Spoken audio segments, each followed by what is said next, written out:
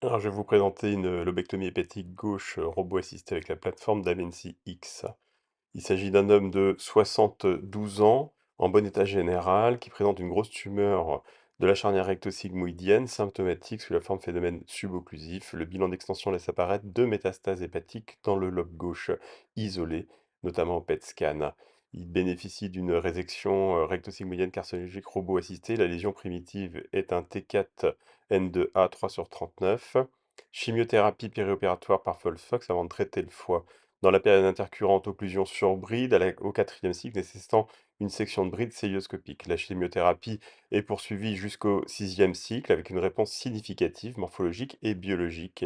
Et on propose alors aux malades la lobectomie hépatique gauche mini-invasive avec l'aide de l'assistance robotique. Malade installé en décubitus dorsal double équipe, proclive d'à peu près 20 degrés, chariot patient à la tête, 4 trocars robotiques avec un 12 mm en numéro 3 sur la ligne sus-ombilicale et trocar assistant 12 mm à l'ombilic. L'intervention commence comme toujours par une exploration écholaparoscopique de la glande hépatique. Ici, on sectionne le pont parenchymateux entre le segment 4 et le segment 3. Suspension transpariétale du foie par le ligament rond.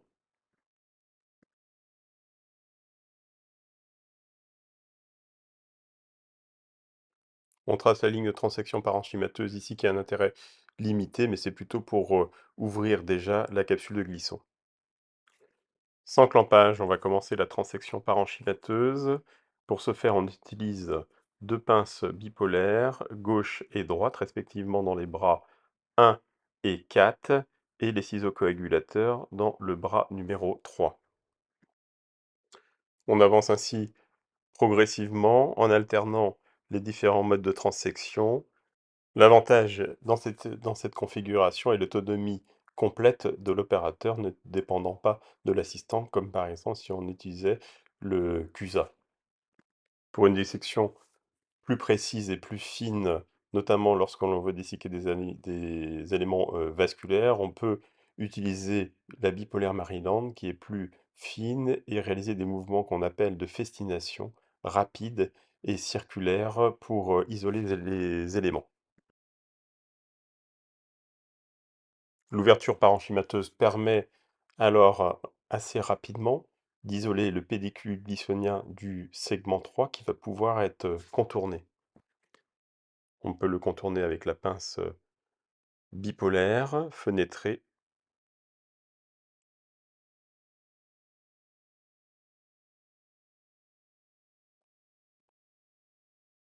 Un fil tracteur laissé sur la droite va permettre d'exposer le pédicule pour pouvoir soit le ligaturer ou ici l'agrafer avec un agrafage robotisé vasculaire.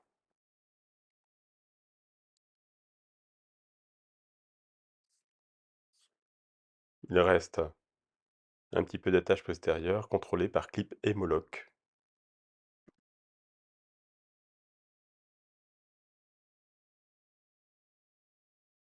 On poursuit alors la transection parenchymateuse selon le même principe, alternant bipolaire main gauche, bipolaire main droite et ciseaux main droite, de manière à poursuivre la parenchymotomie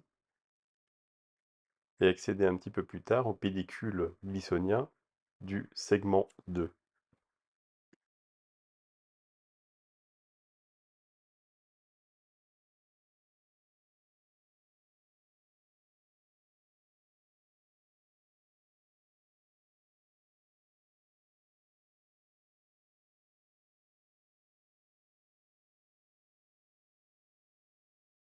On se porte alors au niveau du sillon d'Arentius pour repérer le pédicule glissonien du S2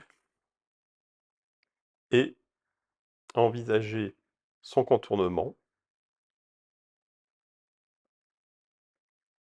Il faut préciser que la sortie de la pince à ce niveau se fait non pas en arrière du sillon d'Arentius, mais en avant.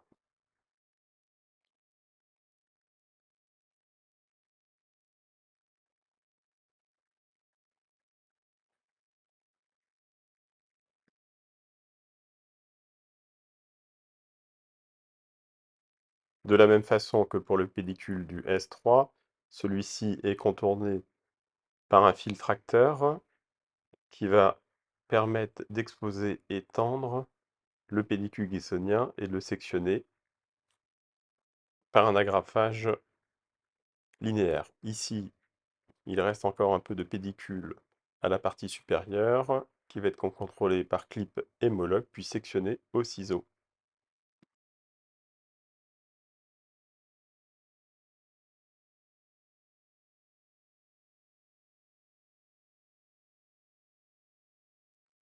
Il ne reste plus que la veine hépatique gauche à contrôler qui est toujours assez proche du bord supérieur du pédicule guissonien du S2.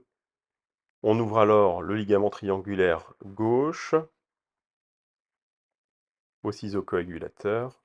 Et là, c'est très pratique avec l'articulation des instruments du robot. On va affiner un petit peu le parenchyme à l'apex du foie.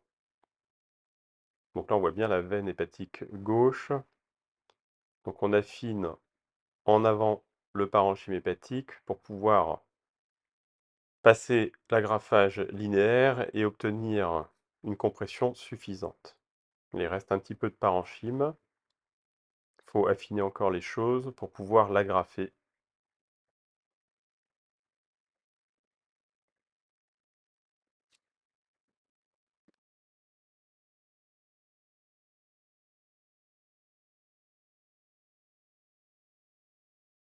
Nécessité dans cette situation de poursuivre la transection à l'apex du foie car reste du parenchyme au bord supérieur de la veine hépatique gauche pour pouvoir, à l'aide d'un dernier agrafage, finir et achever la transection.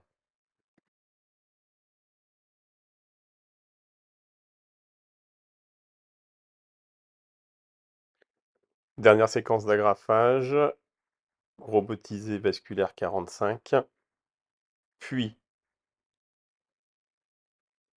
contrôle des dernières attaches parenchymateuses avec un clip hémologue et section permettant de libérer l'intégralité de la pièce de lobectomie hépatique gauche.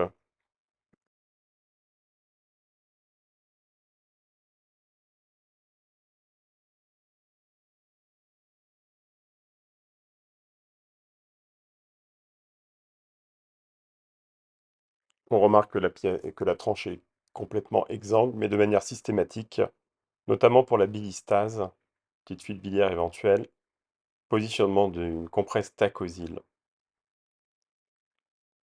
sur la tranche.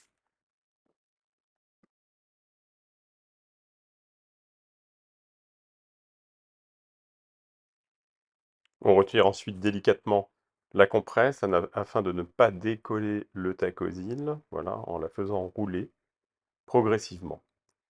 On ne laissera pas en place de drainage abdominal.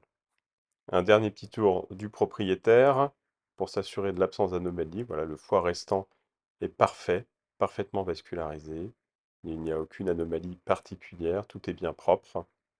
Et on va retirer la suspension dans le ligament, qui était positionnée dans le ligament rond.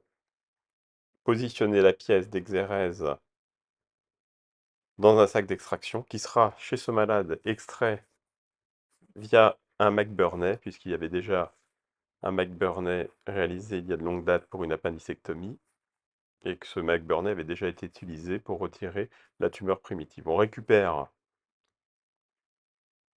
le sac pour l'extraction. L'intervention est totalement achevée. Vérification de la fermeture de la contre-incision et ablation des trocars sous contrôle de la vue.